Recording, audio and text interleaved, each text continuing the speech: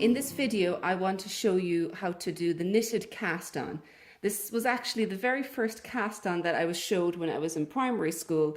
And once you know the knit stitch, it's a fairly straightforward one to work. It can sometimes create a slightly loose first row, but there are certain situations where you might find it a useful one to have in your cast on repertoire. It's going to start with just a slip stitch like this on your working needle.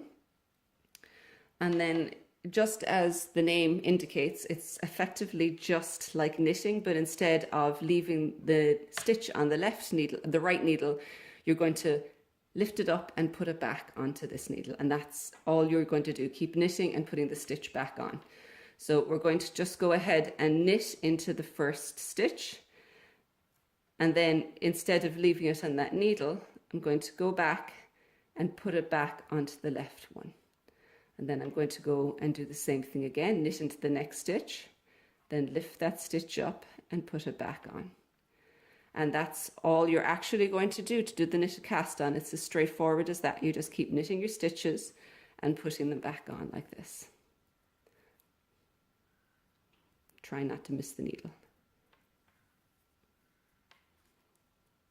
That's all there is to it. And that's what it looks like underneath. It's actually quite a tidy knit looking one. You just have to be careful to knit it fairly tightly so that that first row isn't too loose.